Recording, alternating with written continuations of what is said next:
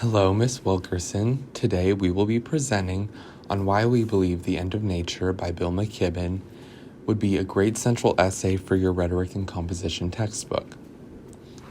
This presentation is done by Cade Czarnecki, Jack Lewis, and Frankie Haas.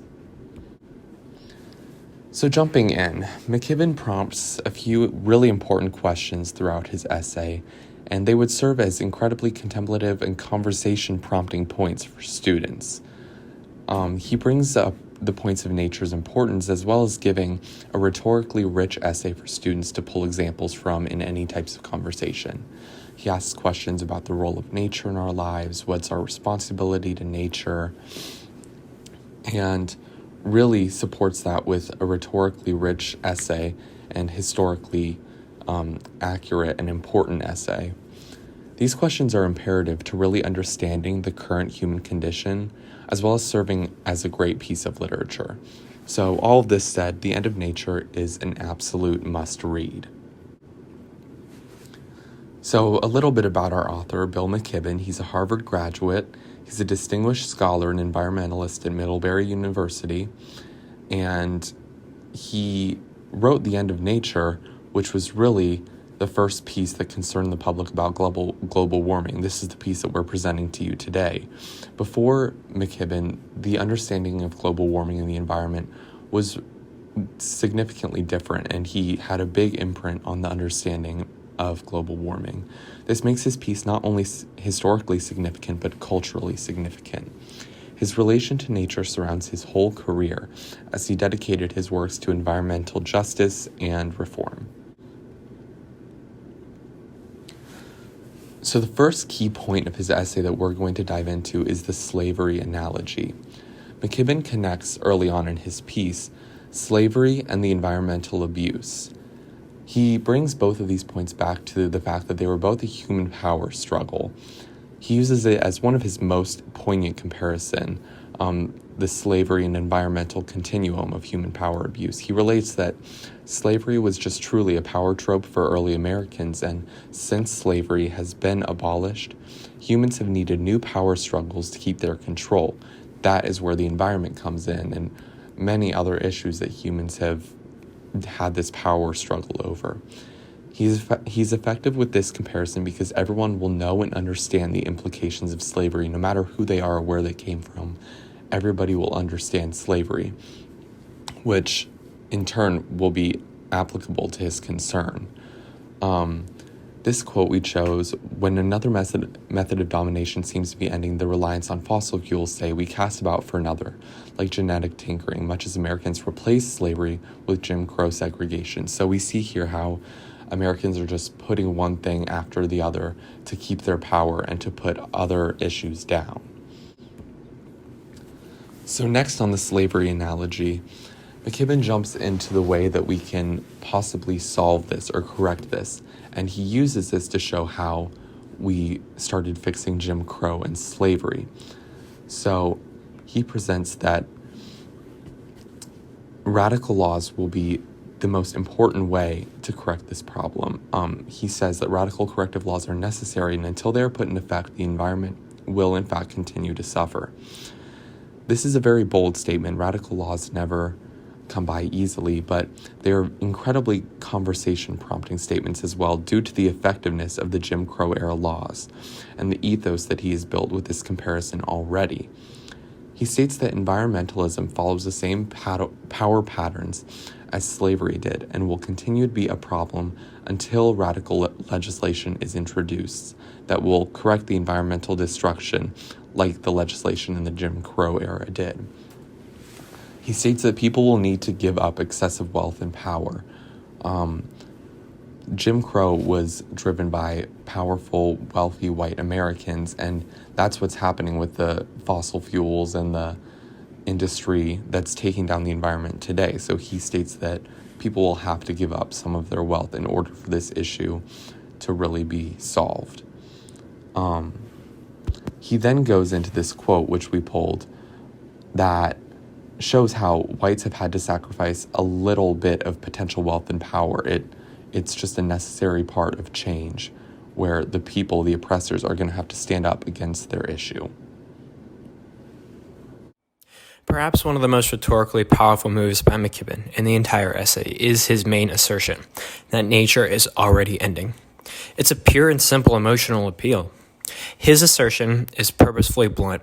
It's meant to disabuse the reader of any previous notion of returning to the romantic idea of nature held by previous generations, a kind of nature untouchable by mankind. One of the ways McKibben expresses the current state of nature is through a series of metaphors.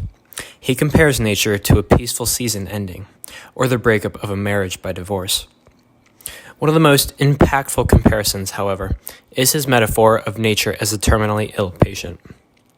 This image of nature as a terminally ill patient is impactful because it subverts the image of nature as a majestic, eternal world and replaces it with the image of someone lying in a hospital bed, doomed to die.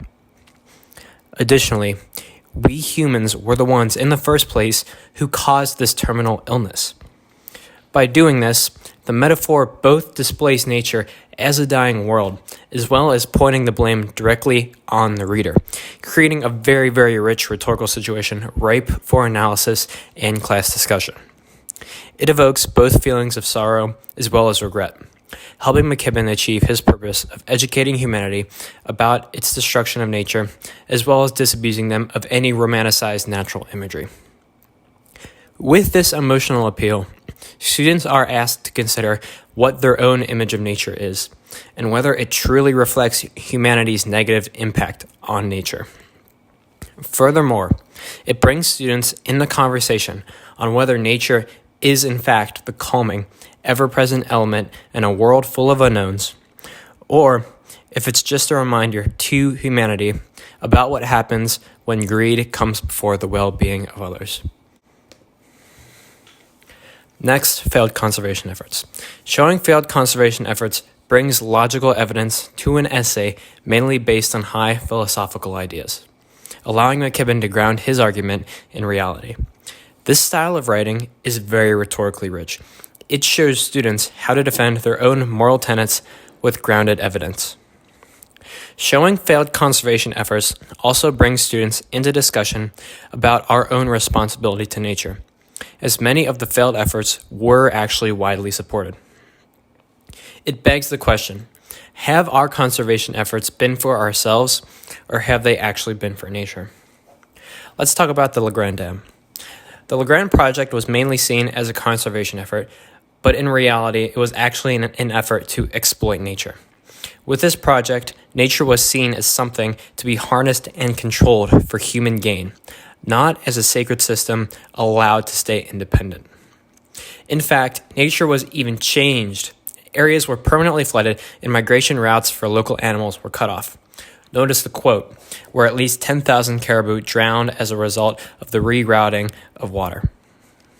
With this information, students are invited to consider whether it is morally permissible to alter nature to allow us humans to continue to live our own lifestyles, or if we must alter our lifestyles as a conservation effort. By doing this, McKibben forces the reader to ask if the role of nature is to serve man, or if man should serve and help accommodate nature. Next, we get to McKibben's own choice. In this quote, McKibben applies his own argument to himself. It's rhetorically effective because he himself admits that the necessary steps to a brighter future are hard. He's just like the reader. He would rather put off change if he could. He essentially makes an example of himself. If he, McKibben, a man at the forefront of environmentalism, is unwilling to change, then who really is? So, why does this matter to today's students? Well, today's students are most likely in the same boat as McKibben. They know that something's wrong, but they have little to no intention of changing how they live. McKibben's choices will invite students in a conversation about what the appropriate response is to a changing world, both on personal and societal levels. Those choices, of course, reflecting students' ideas of our own responsibility to nature and whether nature's role is large enough to make one change their own lifestyle. Rhetorically, the way McKibben talks about his own choice will prompt classroom discussion on the place of a concession in a persuasive essay. Here, McKibben builds his ethos by acknowledging current sentiments. His example can help students do the same. While my colleagues have done an excellent job of relating the rhetorical virtues of McKibben's writing, I now want to turn to the effect of McKibben's writing within the students that will read it in their course on rhetoric and composition. I encourage you, Ms. Wilkinson, to think of the average contemporary college freshman that has largely lived their life in parallel to nature. That is, nature has existed and they have existed, but the two have rarely been explicitly acknowledged by the student as being deeply intertwined. As such, this same student has likely given little thought to what their potential responsibility, if any, is to nature. McKibben's writing not only teases this thought experiment out, but also encourages the reader to think of this key consideration in a different way. McKibben provides a quote from the famed naturalist and conservationist, John Burroughs. Burroughs tells, "We do not see ourselves reflected there. We are swept away from ourselves and impressed with our own insignificance." This is the true beauty of nature. When put in these terms, McKibben and Burroughs implicitly demand that the reader not only acknowledge the regal quality of nature, but also consider what their role is in a world filled with such beauty. Still, McKibben tacitly pairs this respect for the beautiful natural world with a direct call to reflection from his readers. McKibben says, "We have to be the ones to do it, and simply driving less won't matter, except as a statement, a way to get other people, many other people, to drive less. Most people have to be persuaded, and persuaded quickly, to change." McKibben clearly loves nature and wants to save it. It is obvious that he views this as his responsibility. McKibben wants more people to be like him. In fact, the aforementioned quote explains why more people need to be like him.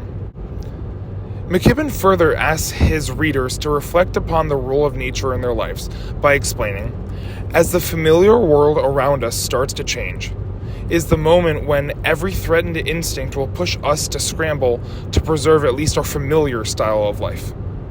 This scramble that he speaks of is indicative of the invisible reliance humans have upon nature.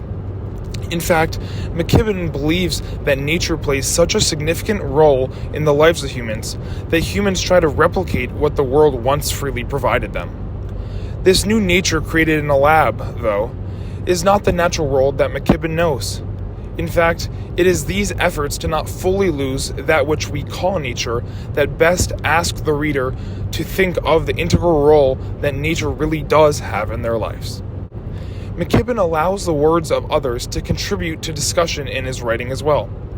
Ed Abbey explains that Glen Canyon Dam provides power for many, but also significantly disrupts the local ecosystem. He is an advocate for removing it, even though he knows that the effects of this could be ugly. He parlays this discussion into a simple line about the offenses of humanity against nature itself. Perhaps the desert should not house huge numbers of people. In essence, humans have abused nature to sustain their lifestyles.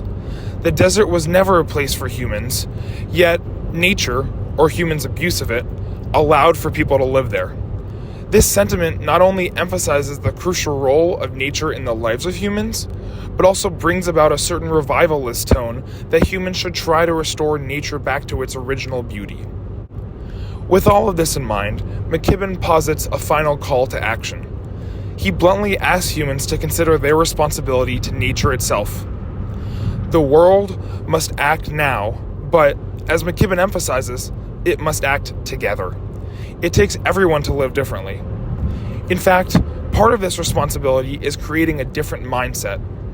In McKibben's words, we must choose to remain God's creatures instead of making ourselves gods. With that, we close our presentation on the virtues of Bill McKibben's essay, The End of Nature, and respectfully and humbly ask that you, Ms. Wilkinson, give the necessary time and effort to fully consider our proposition of making The End of Nature the central essay in a textbook on rhetoric and composition. Thank you.